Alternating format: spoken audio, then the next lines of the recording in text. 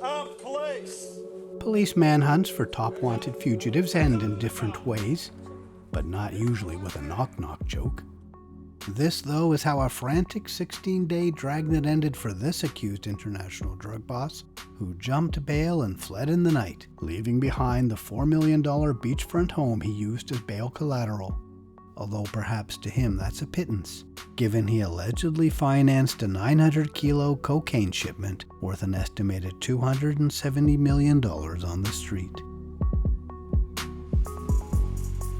The Mob Reporter here with the story of Mostafa Baluch, his rise and apparent fall in an ingenious police sting, how he became Australia's most wanted, and how he was caught by a cop who simply knocked on his hiding spot, which was inside a Mercedes, inside a shipping container, being carried across a border on a truck. Let me tell you about it. The 33-year-old Baluch became Australia's most wanted when he cut his ankle monitoring bracelet and fled on October 25, 2021, just 4 days after his release on bail while waiting trial on serious drug smuggling charges. Leading police on one of the country's largest and most publicized manhunts took Baluch from relative obscurity to being one of Australia's best-known underworld figures. A government minister went so far as to call him Australia's Pablo Escobar. Baluch himself allegedly bragged he was a real gangster, and if police allegations are right, then Baluch was telling the truth. He is accused of being the mastermind and sole financier of a 900-kilo load of cocaine discovered by the U.S. military off the coast of Ecuador, and part of a network conspiring to bring 3 tons of cocaine ashore. That's quite a leap from Baluch's past life, working in a pizzeria in suburban Sydney, which was owned by his parents who emigrated from Afghanistan. He was arrested in this drug smuggling caper in June. You might remember the case from my video then, which I'll link to below, that involved a guy doing wild gambling on video poker machines at the Star Casino in Sydney. Police said his casino account chewed through $100 million in a single week. A subsequent police probe led the United States Coast Guard to track down a suspected drug smuggling vessel off the coast of Ecuador. The targeted low-profile boat was spotted by a maritime patrol aircraft in the Pacific Ocean, sending Coast Guard cutter Tahoma to intercept and board it in international waters. This is footage of the American coasties unloading that haul. The Americans said 1,200 pounds of cocaine was on board. That's about 1,088 kilos. Police in Australia allege only 900 kilos of that were unordered by Baluch, unless someone used a different set of scales to measure it. Actually, what I think happened is that since Baluch allegedly referenced 900 kilos in private chats with colleagues, this is just the amount the authorities seek to prove was his. But I could be wrong. Sometimes I am. Please note the distinctive black wrapping with the thin red lines. We'll see it again. You see, Australian police made a replica of this load of drugs, mimicking that packaging, and the fake load was sent on to the storage facility where the real drugs were supposed to arrive. This June, New South Wales police arrested a man who arrived to collect it. Another was picked off in a nearby parking lot, and a third was arrested when search warrants were executed at various homes. 2 weeks later, police came for Baluch. During a search of his home, officers allegedly found a stash of Australian and American money, 4 mobile phones, including 2 encrypted handsets, an ounce of cocaine, steroids, and jewelry. He was charged initially only with modest crimes, nothing worthy of a drug lord. If he thought he had escaped the worst, then his appearance at a subsequent court hearing would come as a shock. Investigators alleged he was the sole financier of the 900-kilo load, and hit him with charges of conspiracy to import a commercial quantity of border-controlled drugs. Investigators say Baluch and his network were plotting to land 3 tons of the stuff in Australia with an estimated street value of 900 million Australian dollars. Nonetheless, he managed to secure release on bail, putting his $4 million waterfront property in Sydney's northern beaches as collateral, and agreeing to wear an ankle monitoring bracelet. Well, we already know how that went. His escape became big news. It's often said Australian bandits love their Nikes, and Baluch didn't disappoint. The police alert said he was last seen wearing a white Nike t-shirt, black Nike shorts, and white Nike sneakers. Investigators released photos of him to prompt the public's help in their search. They also released photos of a gray Mercedes SUV and a black Range Rover. As the search wore on, investigators turned to the old-fashioned dragnet method. They turned up the heat on the underworld. Cops sometimes start raiding and hassling other gangsters, making sure they all know it's because they're searching for such and such a crook. When someone being on the run is bad for everyone's business, it gives powerful incentive for someone to spill the beans.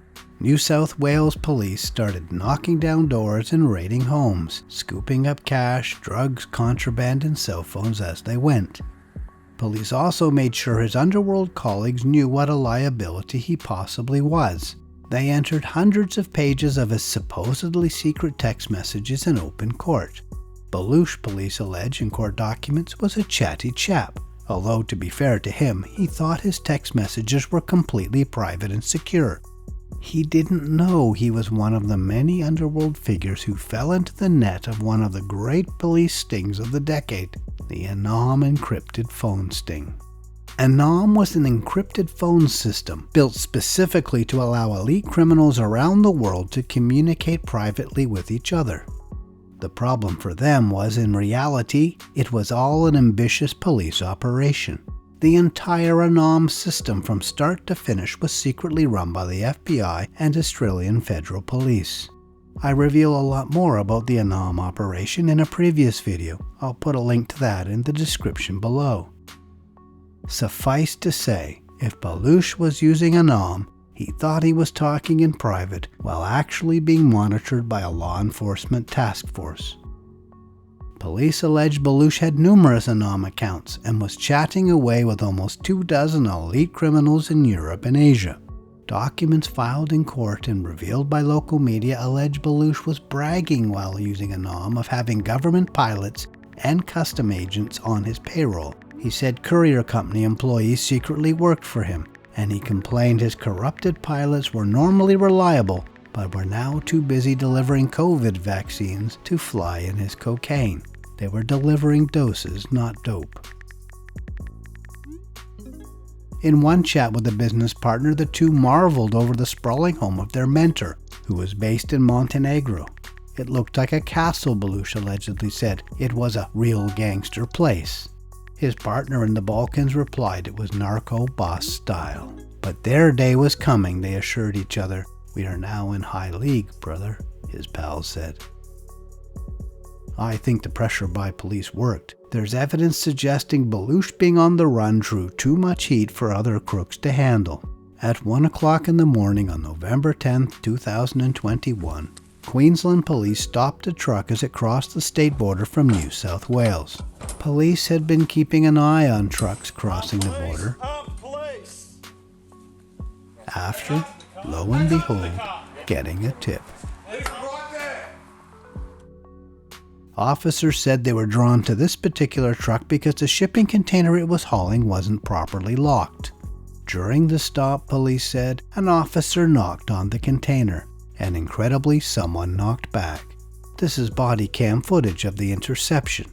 Inside the shipping container that had been moved down off the back of the truck, they found a gray Mercedes SUV, and hiding in the back of it was Baluch.